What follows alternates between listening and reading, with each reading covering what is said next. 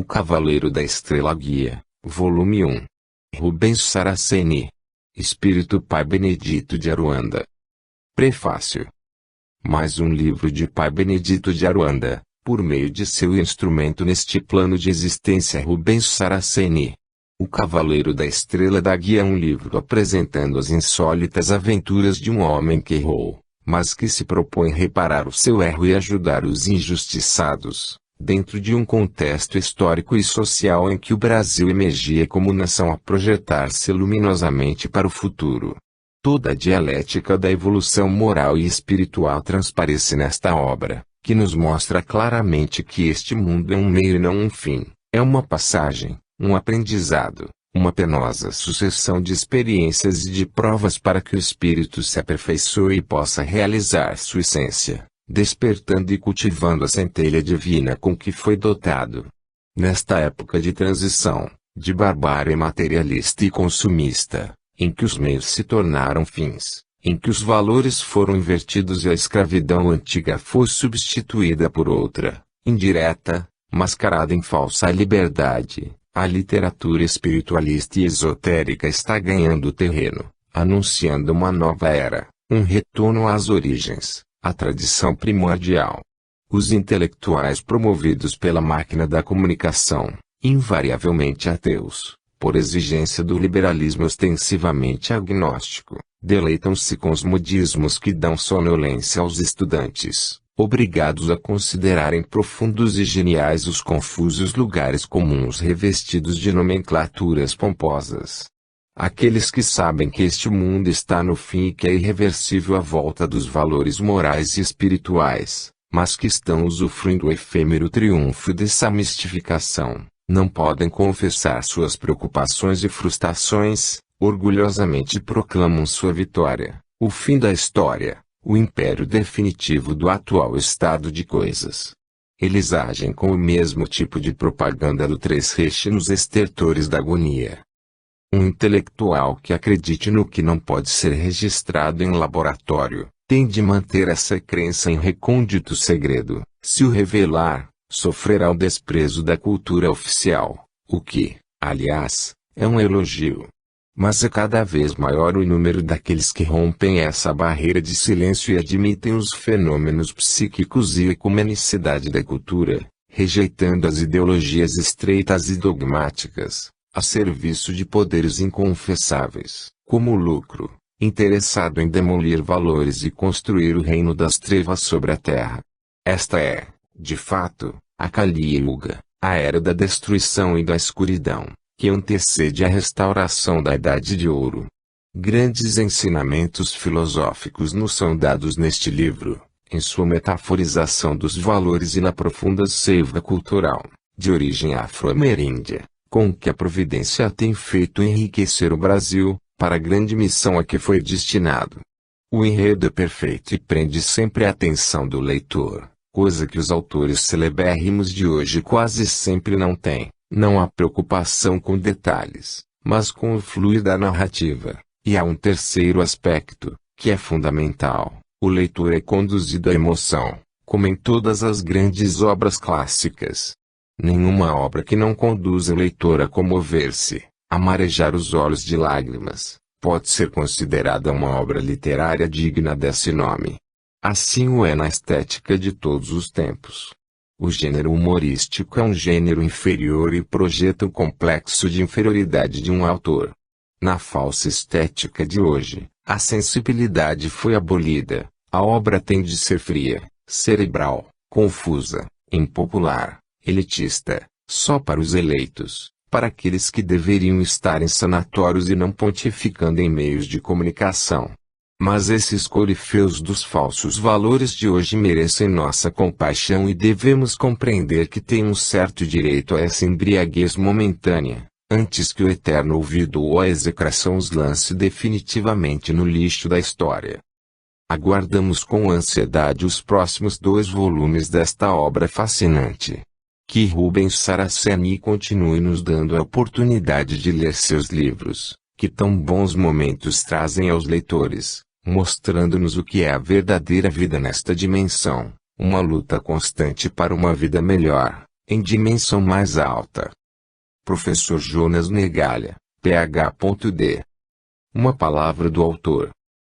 Quando iniciei este livro, não imaginava que iria escrever uma obra que é uma verdadeira saga mística. Se neste primeiro volume é abordada a vida de um homem perseguido por um sentimento de culpa jamais suplantado por todas as suas belas ações e maravilhosas realizações, os volumes seguintes avançarão com tal intensidade na espiritualidade, que quem os lê terá acesso a um vasto conhecimento sobre o que realmente existe do outro lado da vida. A iniciação de Simas de Almoeda é mostrada de forma velada. O que é demonstrado no decorrer do livro é a aparência e não a forma, ou seja, cada iniciação é descrita de maneira a que ninguém tente realizá-la, porquanto as chaves de sua abertura não são mostradas. O ato de escrever uma saga dessa envergadura é um dom inspirado por um irmão vivendo atualmente no mundo espiritual, que se identifica apenas como Pai Benedito de Aruanda. Ele não quis detalhar datas ou locais para não revelar o nome verdadeiro do nosso personagem, que é mencionado superficialmente nos livros da história do Brasil colônia, que era um nome falso de Simas de Almoeda, o cavaleiro da estrela da guia dos negros africanos trazidos para esta terra bendita que é o Brasil. Em meio a tanta fartura, os negros viveram um pouco da miséria humana que nos aflige. O irmão na luz não toca também a fundo nos horrores da Inquisição espanhola, assim como nos choques religiosos, pois senão teria que revelar numa história a história não contada pela Igreja Católica Apostólica Romana de Espanha.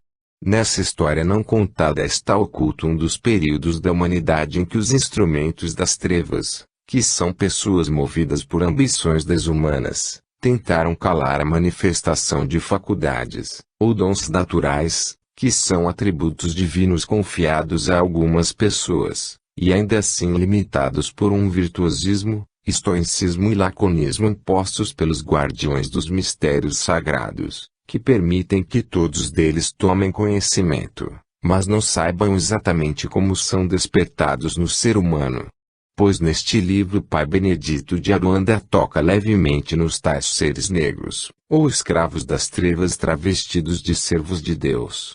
Em grande parte, a Santa Inquisição, que torturou, prendeu, degolou, enforcou, queimou e deportou homens e mulheres portadores desses dons naturais, taxados de bruxos e bruxas, serviu a estes padres negros para que impedissem que as pessoas usassem desses dons para, através deles, sentirem a energia divina manifestada naqueles possuidores de faculdades mediúnicas extraordinárias, e que com elas curavam doentes.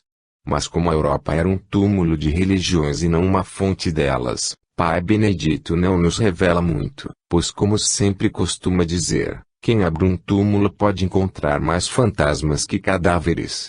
Então deixemos essa história não contada apenas como suporte para a história ou a saga do Cavaleiro da Estrela da Guia. Pai Benedito não costuma ser detalhista, ou seja, descrever os hábitos humanos, tais como vestes, datas, locais, etc., como se isso fosse o cerne de uma história. Ele prefere mostrar as virtudes divinas que norteiam os seres humanos em particular, e a humanidade em geral. Descreve, sob pseudônimos, pessoas que auxiliaram de forma marcante no surgimento de religiões que se tornaram marcos e marcas de certos povos. Foi assim com Ashmer, o Oráculo de Delfos, o Livro da Vida de Levi Ben-Uai, a Longa Capa Negra, a Lenda do Sabre Dourado, etc., estes três últimos ainda inéditos. Aqui Pai Benedito descreve a vida de um homem que possuía vários dons mediúnicos e, por isso, e por ser um Midas que onde tocava tudo transformava em ouro, usou sua fortuna para amparar a religião ancestral dos escravos africanos, que no futuro se sincretizaria com o catolicismo e daria origem à Umbanda. Foi este Simas de Almoeda, sem que ele mesmo disso soubesse, que sustentou com sua fortuna várias linhas de rituais africanos que lentamente foram se multiplicando e deram sustentação às manifestações espirituais num tempo em que Allan Kardec ainda não havia nascido para iluminar um pouco o obscurantismo europeu, que sufocava no nascedouro o dom da incorporação mediúnica. Enquanto na Europa tais manifestações eram reprimidas a ferro e fogo, numa capitania hereditária do Brasil colônia um ex-juiz da Inquisição dava guarida, sustentação e total apoio aos negros que para que eram trazidos como escravos, para que desse vazão aos seus dons naturais. Hoje, 1994, os padres negros já vestem outras batinas. Os perseguidores de pessoas possuidoras de dons naturais estão localizadas num ramo dissidente da Igreja Católica, que é o protestantismo. Os ecos dos juízes da Inquisição que defendiam os seus interesses e ambições pessoais através das trombetas da Santa Igreja Católica, ainda são ouvidos nas vozes dos pastores que sufocam os dons naturais comuns a todos os seres humanos, invocando-os como manifestações do demônio. Hoje, 1994, ano de um século em que o homem alcança fronteiras antes nunca imaginadas pelo conhecimento humano, ainda somos obrigados a ouvir as vozes inquisidoras a sufocar tais dons, pois eles são, tal como naquela época, uma ameaça às suas religiões mercantilistas. Esses dons, ou faculdades, não podem ser mercantilizados, sob risco de o seu doador, que é Deus, retirá-los de imediato do escolhido, impedindo de manifestá-los entre os homens. Eles não precisam de nada mais que uma doutrinação para que se tornem uma ação maravilhosa aos olhos dos que ousam vê-los. Por isso, ora são sufocados por padres, ora por pastores e ora por governantes, uma vez que tais dons mostram o lado divino dos seres humanos, aquilo que liberta a alma das amarras mercantis daqueles que falam de Deus, mas cobram dízimos dos seus ouvintes. Talvez seja porque falam de Deus, e não em nome de Deus, que cobram tão caro dos seus ouvintes. O valor que se cobra não é apenas em espécie, não fica só nos valores materiais. Eles exigem uma submissão total às suas interpretações do que seja a vontade de Deus. Sim, hoje, ontem e amanhã sempre verá os que lutarão com meios materiais para imporem suas ideias sobre o que seja a vontade de Deus, mas também haverá aqueles que darão sustentação às manifestações dos dons naturais dos seres humanos. Assim, Simas de Almoeda, ou o Cavaleiro da Estrela da Guia, como era chamado pelos negros africanos, deu a sua contribuição às religiões africanas trazidas ao Brasil colônia pelos escravos negros. Se foi um homem corruptor quando queria alcançar um objetivo, também foi generoso com aqueles que nada tinham além do exclusivo direito de viver enquanto pudessem trabalhar. O Cavaleiro da Estrela da Guia foi, em verdade, um instrumento dos orixás africanos usado num determinado momento para dar sustentação aos semeadores da fé no seu poder como instrumentos do Divino Criador, Olorum. Todos pensam que o dom mediúnico da psicografia seja propriedade particular dos espíritas kardecistas. Mas não é, pois, assim como eu, um médium umbandista, muitos outros seres humanos de outras religiões escrevem inspirados por nossos irmãos da luz. Tal dom possuíam os santos apóstolos, assim como os filósofos gregos ou mesmo autores agnósticos. Ele é pessoal e não pode ser doado, pois é uma manifestação de algo divino que não pode ser explicado. Mas como um dom é o que é, todo aquele que sentir vontade de escrever, que escreva, pois talvez esteja dando a oportunidade de vê-lo manifestar-se em si mesmo.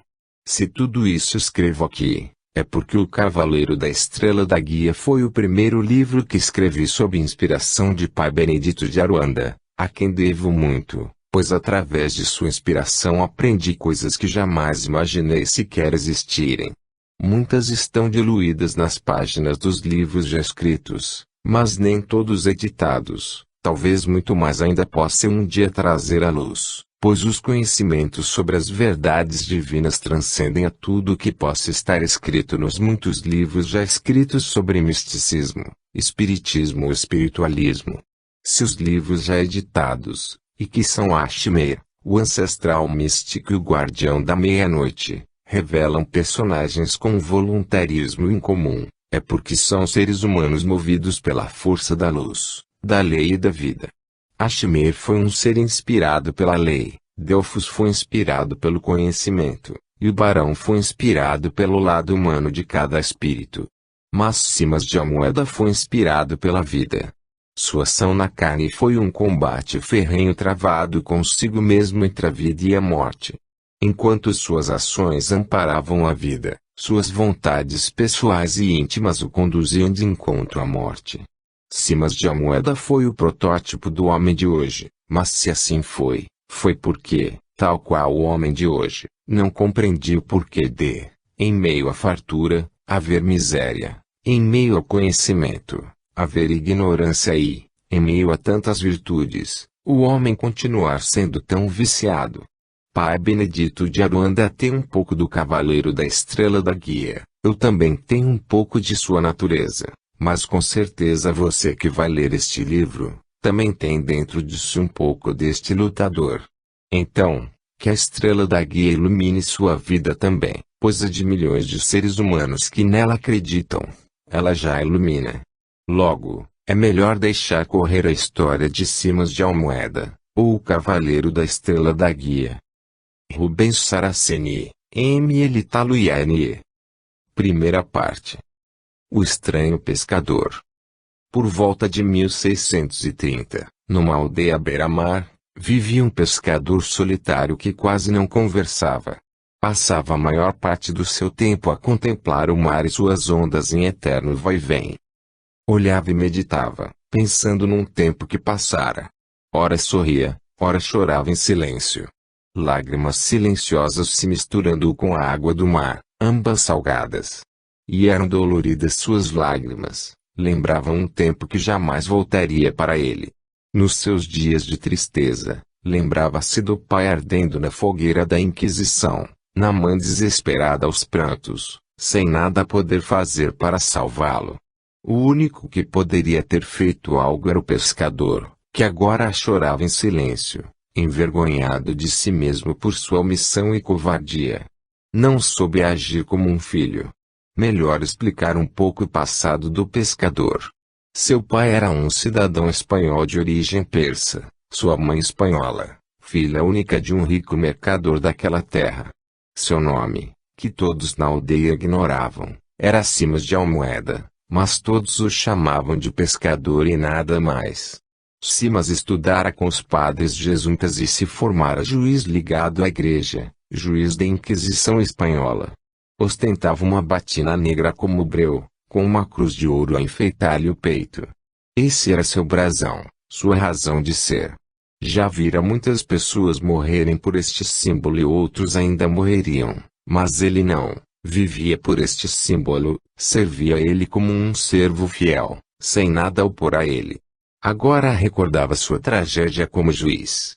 Seu pai, como mercador que era, vivia em constantes viagens pelo Oriente Médio, a Pérsia, seu país de origem, e até o Cáucaso. Tinha contato com outros povos, outras culturas e religiões. Tinha a mente aberta ao conhecimento não cristão, o que era considerado heresia pela lei vigente na Espanha. Duas vidas opostas, o mesmo sangue, mas duas maneiras diferentes de ser. De pai, em suas viagens, sempre trazia consigo algum amigo do Oriente para conhecer as terras de Espanha. Em sua última viagem, trouxe um grupo de senhores idosos, sisudos e de olhar penetrante, porém calados, que observavam com interesse, sem nada dizerem.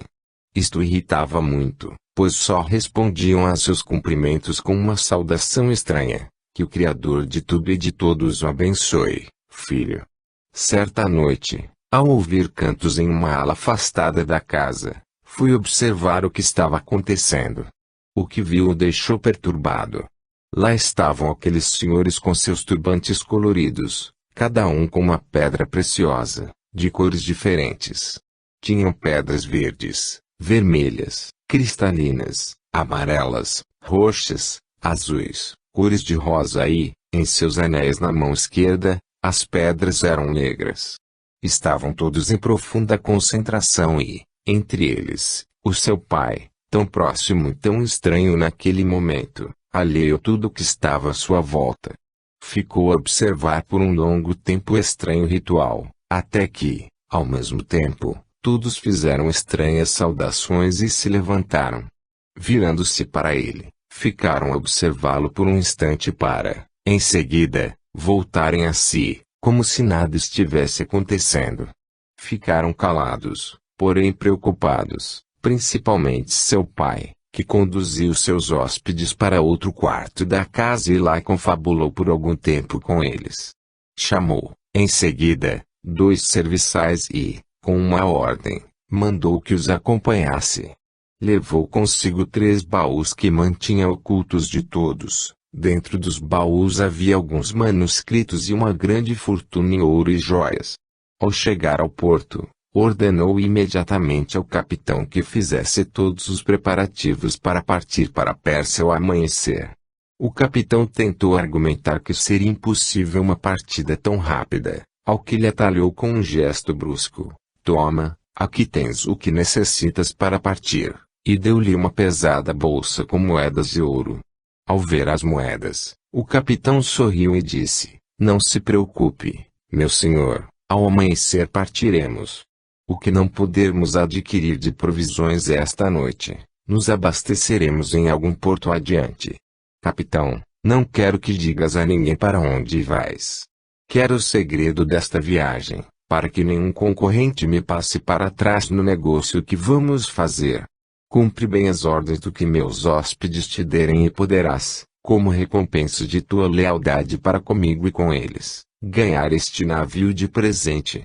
Pois não, meu senhor. Não se arrependerá de confiar em mim, tenho certeza. Vamos, capitão, acomoda meus amigos no navio com suas bagagens e serve-lhes boa comida.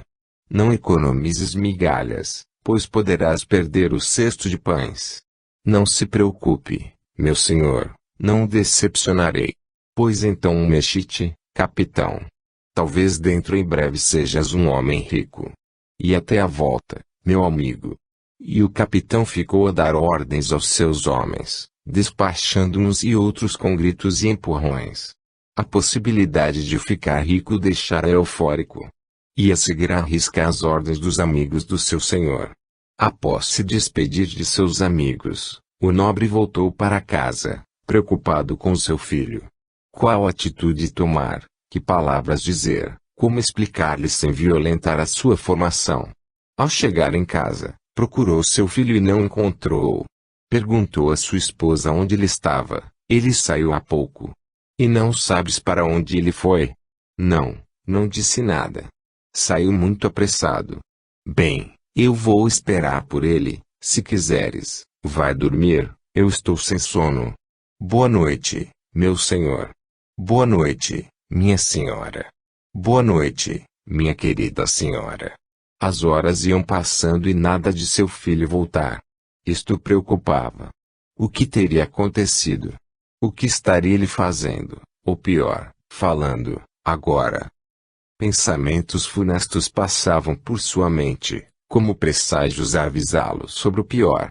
Talvez fosse melhor partir junto com seus amigos para o Oriente, então mais tarde enviaria alguém para saber como teria agido seu filho.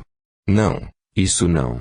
Se seu filho o traísse, sua vida valeria nada. Como viver sem alguém a quem tanto amava? Ao amanhecer, os serviçais voltaram e lhe disseram que o navio havia partido. Esta notícia o aliviou um pouco. Menos mal. Assim era melhor, pois fora ele quem insistira com seus amigos para acompanhá-lo. Seria melhor não criar-lhes embaraços perigosos. Em seguida, saiu atrás do filho. Mal acabara de sair de sua casa e foi abordado por um capitão com uma escolta. Levaram-no sem explicação nenhuma à prisão da Inquisição. Ficou 3 dias sem ver ninguém, além do carcereiro, que vez ou outra aparecia com uma refeição horrível ao seu paladar. Meditava na solidão do cárcere sobre qual teria sido a ação do filho, pois como tal não agira. Do contrário não estaria ali, prisioneiro da Inquisição, tão temida por todos. No 4º dia foi levado diante dos juízes e não viu o seu filho. Isto o deixou mais preocupado ainda. O que teria acontecido a ele? Onde estaria naquele momento? Interrogaram-no com perguntas e mais perguntas, com acusações que nada tinham a ver com sua vida, seu modo de ser, agir ou pensar. Nada respondia, apenas ouvia, não queria se defender, seu filho traíra. Por que viver? Para que argumentar? Eles não o entenderiam mesmo. Tinha diversos inimigos por causa de sua fortuna, e alguns estavam sentados na banca dos juízes, apesar de suas altas contribuições à Santa Igreja. Quando a sentença foi pronunciada, o juiz-chefe perguntou se tinha algo a dizer ou a pedir. Sim, tenho algo a pedir. Quero ver meu filho. Negado o pedido. O seu filho não quer vê-lo. Mas eu preciso vê-lo, pois tenho um grande tesouro oculto. Preciso dizer-lhe onde encontrá-lo. Pois diga a nós, e o avisaremos onde encontrá-lo. Não, meus senhores. O tesouro eu enviei com meus amigos, só direi como achá-lo a meu filho. Levem-no de volta à masmorra, carcereiros, falou o juiz-chefe. Mais tarde o juiz maior foi falar com o nobre Percy e tentou com palavras arrancar-lhe onde estava o tesouro, como conseguir chegar até ele. Nada demovia o condenado a dizer uma palavra. Nem a tortura física que lhe aplicaram fez dizer onde encontrar o tesouro. Por fim, vendo que não adiantava persistir, pois isto poderia matá-lo, o juiz desistiu. Mandou buscar o filho do nobre, que seria executado ao amanhecer. Quando o filho chegou e viu seu pai naquele estado, começou a chorar. Não era isto o que queria para seu pai. Não fora isto que seu amigo, o bispo, dissera que iria fazer, não isto. Ao chegar perto do pai, quase não o reconhecia, tal o seu estado. Todo ferido, em pele e osso, olhos profundos a fitá-lo num olhar mortiço. Pai, eu só queria livrá-lo dos perigos a que seus amigos, servos, do demônio, o estavam levando. Só isso, pai, nada mais que isso. Como assim, filho? Em perigo eu estou agora, não com meus amigos. O que fizeste? Por que não falaste comigo antes? Por quê, filho, pai? Só fui me aconselhar com o bispo, saber como ajudá-lo a se livrar dos bruxos persas. O bispo disse-me que talvez sua conversão no passado tenha sido somente para enganar a igreja e para poder casar com mamãe, que o senhor também os enganara. Eu argumentei que não, que o senhor era um bom cristão, temente a Deus, que ele poderia ajudá-lo a se livrar do poder daqueles bruxos. Só isso e nada mais. O senhor sempre me falou de Deus com amor e reverência e de Jesus com amor. Foi quando ele me disse que iria ajudá-lo, que não me preocupasse com mais nada. Bem, filho, parece-me que me entregaste ao demônio, pois duvido que Deus fizesse isto que fizeram a mim e a qualquer filho seu. Uma outra coisa, filho meu. O bispo falou a verdade quando disse que eu me converti somente para casar com sua mãe. Essa era a única forma de consegui-lo. E não me arrependo do que fiz, pois foi por amor a ela que assim agi. Talvez esta seja a forma dele me castigar. Sempre respeitei a Jesus Cristo como o Filho de Deus, e também me considero Filho de Deus. A Cristo eu amo como a um irmão mais velho que, com suas palavras santas, nos tem guiado, filho meu. Como assim, pai? Ora, filho, quem foi anunciar a vinda de Jesus Cristo? Não foram os magos? Sim, foram os magos, mas o que isto tem a ver com tudo o que está acontecendo agora, meu pai? Tem tudo a ver, meu filho. Os meus amigos não são bruxos, mas sim magos. Da mesma escola daqueles que anunciaram a vinda do Cristo para regenerar a humanidade. Eles são os guardiães dos mistérios sagrados e não bruxos que vivem a prejudicar os seus semelhantes.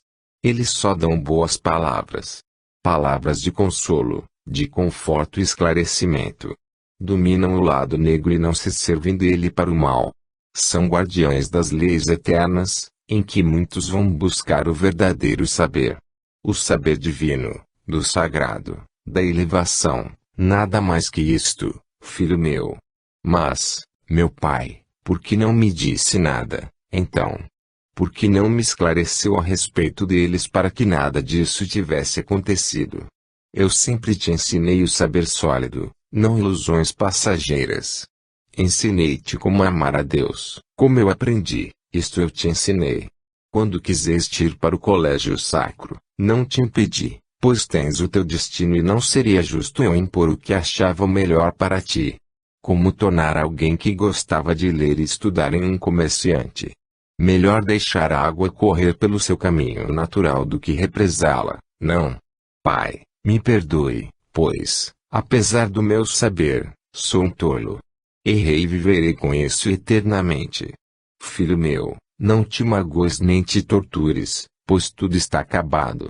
Sob a minha cama encontrarás um buraco coberto por uma laje. Levanta e acharás um baú com um pouco de moedas e instruções a seguir.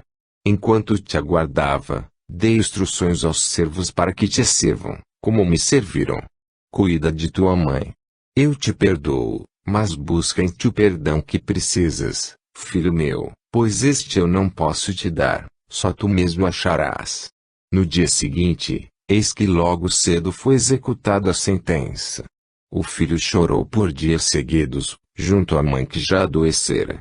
Parecia que as trevas tinham tomado conta daquela casa outrora tão radiante, tão alegre, e que agora só tinha lágrimas e dor. Que destino funesto era esse que tinha sido reservado a eles? Que castigo medonho! Logo sua mãe veio a falecer e a solidão tomou conta de tudo, naquela casa. Os criados foram dispensados, o vazio tomou conta de tudo. O padre juiz foi ver o bispo. Devolveu-lhe a cruz de ouro, o anel de juiz, a batina de padre. Nada mais existia que o segurasse naquele lugar. Para que ficar ali? Simas voltou para sua casa, afastou a cama e retirou a laje para ver o que havia oculto. Ao abrir o pequeno baú, encontrou uma sacola com muitas moedas de ouro e um pequeno pergaminho, no qual somente havia um símbolo, 3 cruzes sobre um monte. Nada mais que isto. Fechou o baú e partiu para longe daquele lugar, jurando nunca mais voltar ali. Ao sair do portão de sua casa, 2 emissários do bispo vieram ao seu encontro, convidaram-no a acompanhá-los. Ao chegar diante do bispo, foi inquirido sobre o tesouro que o pai lhe deixara. Qual o valor deste tesouro? Simas mostrou a sacola com as moedas. Isto decepcionou o bispo, que imaginava uma grande fortuna. Aquilo não era uma grande fortuna. Quis saber o que significava o pergaminho, porém Simas não soube explicar. O bispo quis saber para onde ia. Ele disse não saber, que ia viajar para algum lugar bem solitário, para poder chorar, sem que ninguém pudesse ouvi-lo. Partiu e aquele lugar nunca mais voltou. Dele ninguém mais ouviu falar. Simas de Almoeda desaparecera. Outrora juiz da Inquisição, já não julgava. Estava sendo julgado por um juiz invisível. Um juiz que deixa que cada um pronuncie a sua própria sentença e que execute de acordo com a própria vontade. O juiz era o seu destino, a sentença, o resto da sua existência. Podia escondê-la dos outros, mas não de si mesmo. Que juiz implacável esse que se chama consciência. Um juiz que não deixa que se esqueça a sentença um instante sequer. Eis quem era o pescador sem nome, solitário e triste, vazio mesmo sem nada a perguntar nem a dizer, só a solidão. Olhava o mar sem nada a dizer, aguardando um sinal do alto, do Criador de tudo e de todos, como se referiam a Deus aqueles magos. O tempo passava e o sinal não vinha. Só lhe restava orar para si e para seus semelhantes, na esperança de que suas preces um dia fossem ouvidas por Deus. Até que um dia teve a impressão de ver sair do mar uma linda mulher com uma coroa pontilhada por 7 lindas estrelas. Vinha em sua direção com um sorriso meigo nos lábios, observando entre zombeteira e carinhosa. Sentou-se ao seu lado, mantendo uma certa distância. Começou a conversar com o pescador, como se o conhecesse há muito tempo. Raios de luz saíam de todo o seu corpo, suas unhas se prolongavam dos dedos em raios azulados. O pescador, Depois de muito tempo conversando com ela, percebeu que as lendas eram falsas. Que as sereias não eram lendas, mas realidade, pois ele poderia tocá-la se quisesse, apesar de não ousar, já que sua aparência era majestosa. Não eram más, muito pelo contrário. Seu encanto vinha de sua pureza, de sua beleza e nobreza. E o pescador, sempre que precisava de algo do mar que não podia pescar, pedia a sereia. Esta mergulhava e ia buscar, ainda que fosse no lugar mais profundo dos oceanos, pois estimava aquele pescador tão humilde, que sempre ficava a conversar com ela. Ele procurava não depredar seu reino. Não trazia sujeira às suas águas. Não tirava ou pedia nada mais do que necessitava para sua existência. E todas as vezes que entrava no mar, para não sujar as águas da sereia, banhava-se antes em uma cachoeira que existia muito próxima. Por tudo isto, ela o tinha em grande estima. Sim, o amava e o respeitava. O amor dos seres elevados que sabem cultivar a amizade pura sem nada que a macule ou destrua. O presente recebido. Um dia, a sereia lhe deu um presente, uma estrela do mar, linda e brilhante, que ele guardou no baú, junto com o pergaminho que seu pai lhe dera.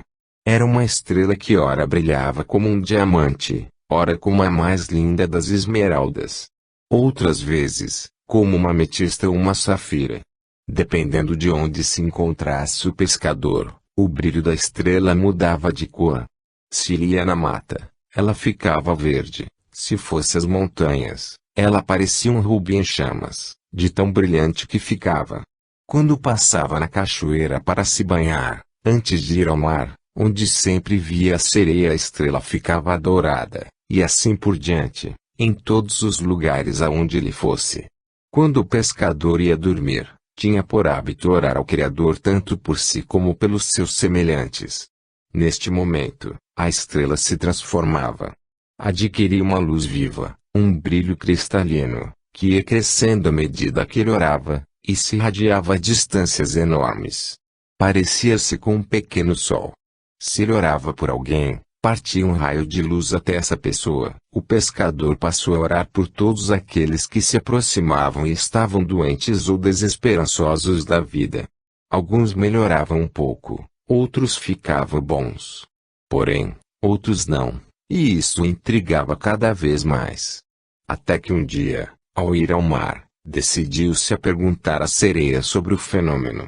Quando a encontrou, parecia que ela já estava a esperá-lo, pois seu olhar era calmo e sua voz mais suave que das outras vezes. Quando ele quis perguntar, ela fez um sinal com a mão, convidando-o a sentar-se ao seu lado, e começou a falar-lhe: pescador, desde a primeira vez que viesse à beira-mar, eu te observo. Muitas vezes não me viste.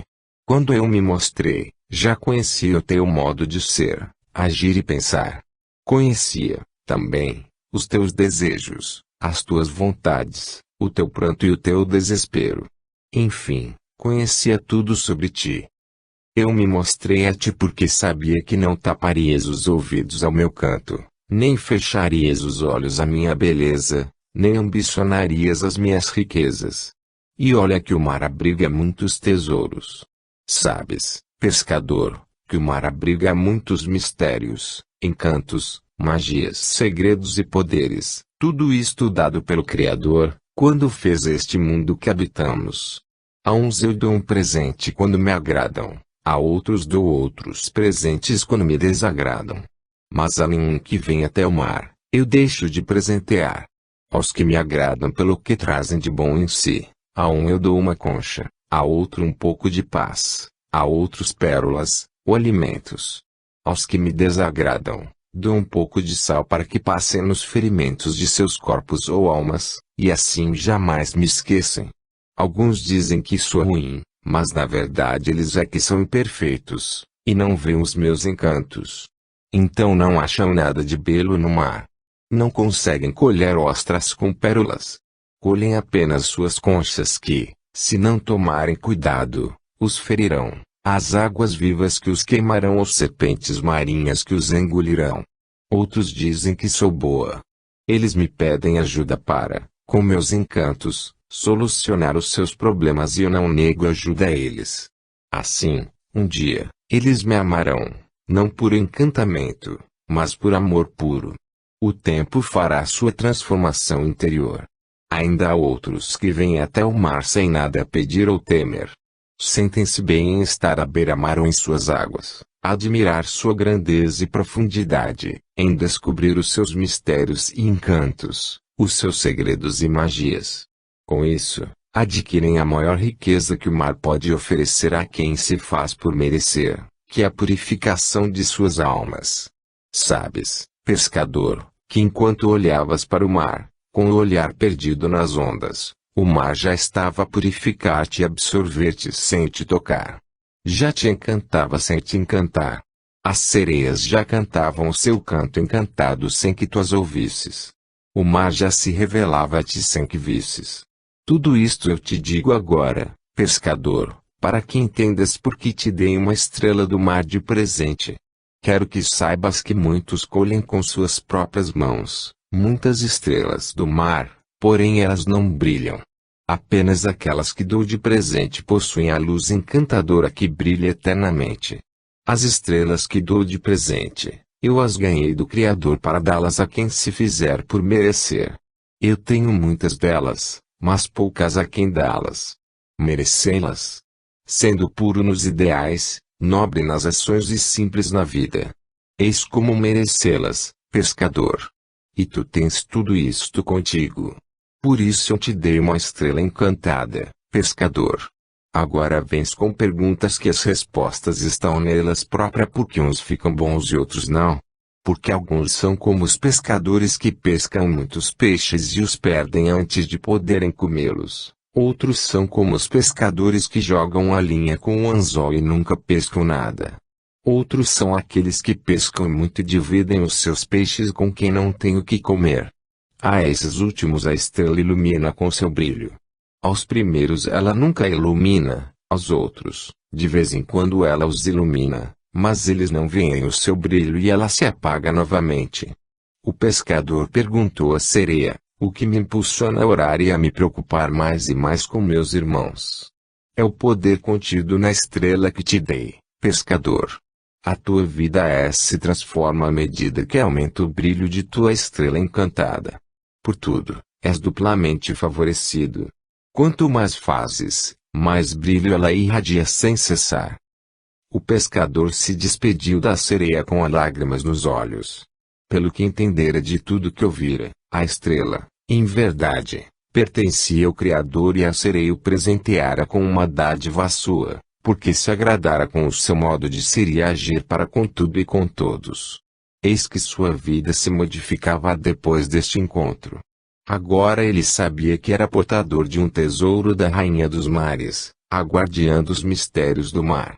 À medida que o tempo passava, o pescador mais e mais era solicitado a orar pelos enfermos, pelos fracos de espírito, pelos doentes da alma.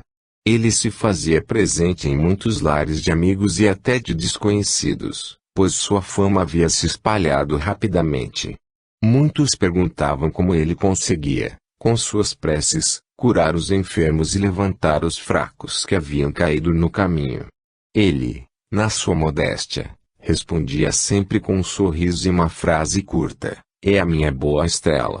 O tempo passou rápido para o pescador. Não lhe sobrava mais tempo para olhar para si mesmo, somente para seus semelhantes. Muitas vezes ele gostaria de voltar a falar com a sereia, contar-lhe como a estrela que ela lhe dera era milagrosa, que sempre que ele orava ela respondia com seu brilho encantado, que mais parecia uma voz falando em seu coração, incentivando-o a continuar no caminho em que estava. Com o passar do tempo, o pescador foi convidado a ir a lugares distantes para orar por pessoas desconhecidas, em alguns casos até importantes. Viajou por muitas cidades desconhecidas para ele. Com isso, passou a ser invejado, odiado mesmo. Para dizer a verdade, alguns que se diziam sacerdotes do Criador, não podiam aceitar que aquele pescador tão humilde tivesse sucesso onde eles falhavam, sendo que ele só olhava para uma simples estrela do mar. Orava em silêncio e os enfermos se curavam, E eles, com seus rituais seculares, nada conseguiam. Alguns até o convidaram a visitar os seus templos para assim descobrirem o seu segredo, a sua magia, seu poder, e, dessa forma, serem como ele. Especulavam sobre o seu passado. Ele lhes dizia que fora um pescador, mas agora já não podia mais pescar, pois tinha se afastado muito do mar, onde sempre vivera. Por isso estava um pouco triste. O mar lhe fazia falta, sentia saudades das suas ondas, em seu eterno balançar. Especulavam sobre o seu poder curador. De onde vinha tal fonte de poder? Ele novamente respondia com um sorriso de alegria interior e uma frase curta: é a minha estrela do mar. Tentaram descobrir como uma simples estrela do mar podia fazer aquelas curas maravilhosas. Ele lhes explicou que bastava orar por quem necessitasse e a estrela respondia com sua luz curadora, que ali estava o seu poder verdadeiro. Eles não se satisfaziam com as suas respostas. Secretamente já haviam mandado buscar, no mar distante, muitas estrelas do mar, de todos os tamanhos, e nada acontecia quando eles oravam aos enfermos com a estrela ao lado, como fazia o pescador. Tentaram-no com riquezas imensas, com prazeres inimagináveis, com postos elevados e com muitas promessas. Ele nada aceitou, pois nada disso tocava a seu coração. Queriam saber tudo sobre ele. Mas ele lhes dizia que seu único poder era a estrela do mar, e nada mais. À medida que o tempo passava, ele angariava mais inimigos ocultos, que sorriam na sua frente, mas, às escondidas, tramavam como tirar-lhe o poder curador. Tramavam uma ação oculta, com magia negra, para tirar-lhe o poder, mas assim mesmo as suas estrelas continuavam sem poder algum. O pescador começou a sentir o efeito dessas tramas. Estava sendo envolvido por forças negras muito poderosas. Seu ânimo se abateu, seu sorriso se apagou, não sabia o que estava acontecendo. Parecia que ouvia a sereia chorar ao longe. O choro vinha num canto de lamento, por ver o que estava acontecendo com seu querido pescador, que tanto se afastara do seu reino.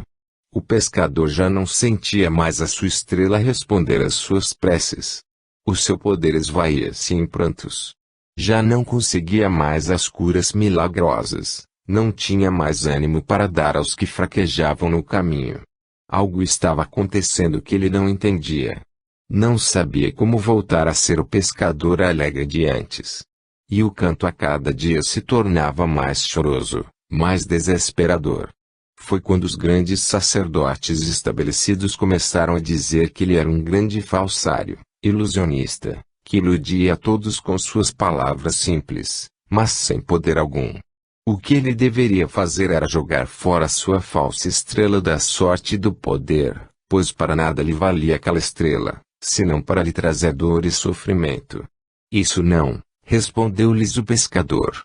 No íntimo ele sabia que, se assim fizesse, aí sim, começaria o seu martírio. Os sacerdotes queriam a sua estrela, mas não podiam tomá-la, porque sabiam que era encantada, e um encanto não pode ser tomado, precisa ser recebido de um doador de livre e espontânea vontade, e isto ele não queria fazer. Então começaram a injuriá-lo ante aos seus amigos, e, pouco a pouco, o pescador foi ficando solitário.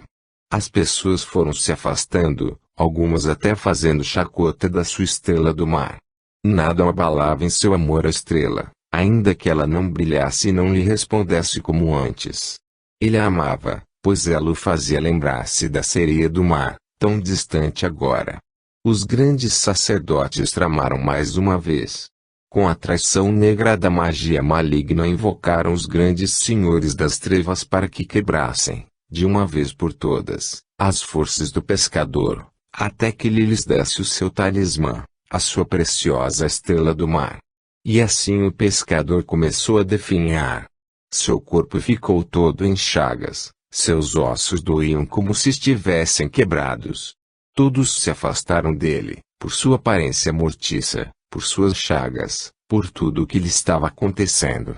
Alguns ainda se lembravam do tempo em que ele os ajudara, e lhe davam um prato de comida e um copo de água. Outras vezes um pedaço de pão, mas ninguém mais o convidava a cear em suas mesas ou a dormir sob seu teto. E como só vivera, só estava no seu infortúnio. Vendo que ninguém mais o procurava e poucos o cumprimentavam, resolveu partir daquele lugar, levando consigo a sua amada estrela do mar. Caminhou sob o sol e sob a lua por muito tempo, passou fome e frio, sede e solidão. Todos que o viam, dele se afastavam, como se ele fosse um leproso ou coisa pior. O tempo não contava mais para o pescador. Para ele, o tempo não existia. Sua dor era imensa, sua solidão infinita. Não tinha destino algum. Nada mais tinha além da sua estrela do mar tão amada.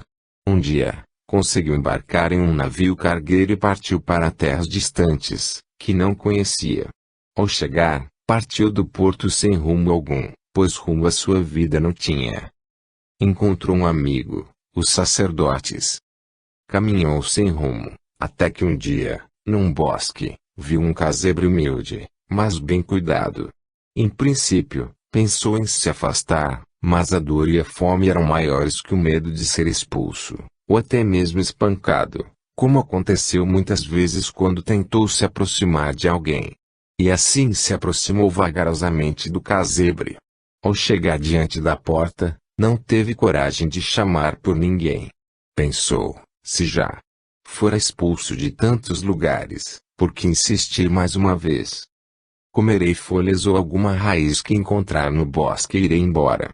Mas ao se virar para partir, a porta se abriu e de dentro do casebre saiu um negro, velho e corpulento, de olhar grave e penetrante, que ficou a olhá-lo por longo tempo, sem nada dizer. Ao falar com o pescador, a primeira coisa que disse foi: "Entra, meu filho. Estou preparando o meu almoço e podes comer comigo, se quiseres. Ou talvez minha humilde casa não te agrade, e por isso ias embora." Ao ouvir estas palavras, o pescador se ajoelhou reverente e beijou as suas mãos, mas foi interrompido bruscamente por uma voz grave que mandou que se levantasse, pois estava lhe oferecendo um prato de comida e não escravidão. O pescador se levantou e se desculpou, já que sua intenção fora só de agradecimento por tê-lo acolhido em sua casa e oferecido um prato de comida para saciar sua fome. "Entra então, pescador, pois a comida já está na mesa." O pescador entrou e sentou-se à mesa com o negro de olhar inquiridor, sem tocar em nada. Estava sujo e todo maltrapilho, com chagas por todo o seu corpo. "Por que não te serves, pescador?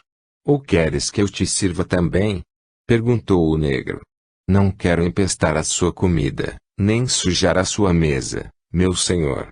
Se fosse sujar algo ou empestar alguém, eu não te teria mandado entrar, meu amigo. Vamos, serve-te logo, pois tua fome é maior que a minha." E o pescador se serviu com muito gosto. Sentiu-se diante de um nobre verdadeiro. Após a refeição, o pescador pediu licença ao negro e foi para o quintal. Lá desenrolou sua estrela do mar e agradeceu ao Criador por ter ganho tão boa refeição. Espantado, viu que novamente sua estrela brilhava, um brilho tão forte que o envolvia por inteiro. Ao terminar suas preces, percebeu que o negro observava. Envolveu novamente, e com rapidez, sua estrela do mar no seu pedaço de couro. O negro falou: "Não te preocupes, pescador, pois não quero a tua estrela do mar, não que ela não seja bonita ou valiosa, mas é que eu tenho a minha cruz, a qual guardo com muito zelo e amor. Com ela eu faço o que você fazia com a sua estrela do mar." Só então o pescador notou que o negro sabia que ele fora um pescador, e que assim o chamava.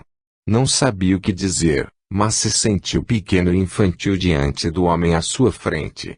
Parecia que ele o conhecia de longa data, que sabia tudo sobre ele. Então perguntou: "Como se chama, bom homem?" "João de Mina", respondeu-lhe o negro. "E tu como te chamas, meu filho?" "Simas de Almoeda, meu amigo João de Mina." Como já me conhecia, se eu não o conhecia. Acolheu-me quando todos me expulsavam, me alimentou quando todos me negavam ao menos um pedaço de pão. Ora, É simples, meu filho, aquilo que faz na fé simples e pura, sem nenhum conhecimento, além da tua estrela do mar, eu faço com fé e conhecimento. Tu confiaste no teu modo de ajudar ao semelhante e não procuraste saber nada sobre o teu poder, mas eu confio na minha cruz e quis saber o porquê dela me dar o poder de curar. Como assim, bom amigo? Simples. Tu ganhaste a tua estrela pela tua pureza de espírito, eu ganhei a minha cruz pela minha consagração ao Senhor dos mortos. Senhor dos mortos? Sim, o Senhor dos cemitérios, aquele que recebe os corpos e almas dos que partem desta vida, filho meu. Fale-me mais, meu amigo, fale-me sobre o Senhor dos mortos. Bem, filho meu, vai descansar agora, mais tarde conversaremos. Como? Diz que posso ficar hoje contigo, meu amigo? Sim, por que não? A não ser que isto não te agrade, filho meu, agrada-me sim, e muito, meu amigo, pois então vai descansar. Lá dentro tem uma cama, vai te deitar e dorme. O pescador não dormia em uma cama há tanto tempo que, ao se deitar, foi como um sonho. Só podia estar sonhando mesmo, ganhar um almoço, a sua estrela voltar a brilhar e agora uma cama macia para dormir. Sim, só podia estar sonhando, nem suas chagas doíam mais, nem sentiu os seus ossos incomodá-lo. Só um sonho mesmo, e era melhor não interrompê-lo agora. E, pensando nisto, adormeceu. Quando acordou, já era manhã avançada. Levantou-se apressado, sem saber por quanto tempo dormira.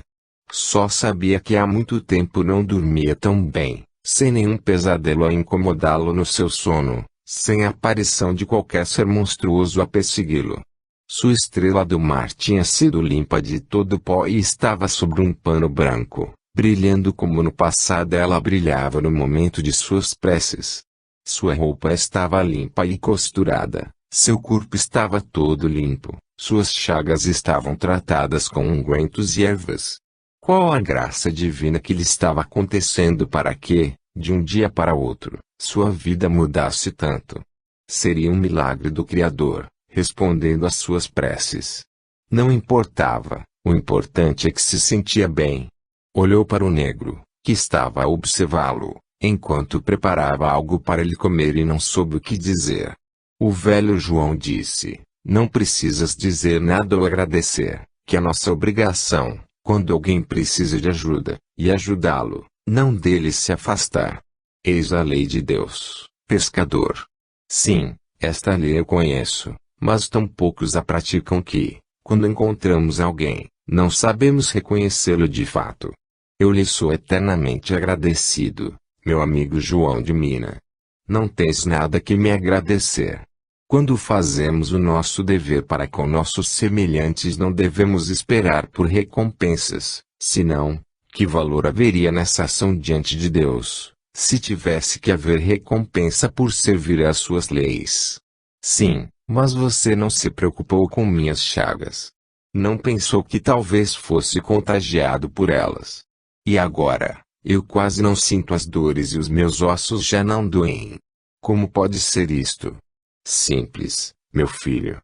Enquanto descansavas, preparei ervas para limpar tuas chagas, chá que bebeste sem acordar. Orei ao Senhor dos mortos, pois só Ele poderia ajudar-te neste caso. Como assim, meu amigo? Cada vez entendo menos o que me sucede. Come um pouco. Enquanto comes, eu explico para que entendas melhor. Estás ferido, ferida está a tua alma. Não caístes por causa da tua estrela, e por causa dela eu te ajudo agora e te ajudarei sempre que precisares. Tuas chagas foram provocadas pelas forças negras que imperam na parte escura do reino maior. Estavas enfeitiçado por magia negra da pior espécie, magia que nós conhecemos muito pouco, pois não é praticada nesta terra onde vivo, nem no lugar de onde vim. Mas é sempre uma magia, e com magia pode ser cortada. Onde as preces falham, as magias funcionam, meu filho. Lembra-te sempre disto e muito aprenderás em tua caminhada nesta terra. E o que o Senhor fez por mim, meu amigo? despachos a quem de direito, oferenda a quem auxiliasse para combater as invocações das forças negras. E como são esses despachos, oferendas e orações, meu amigo? Isto só é revelado a quem é iniciado no nosso culto, meu filho.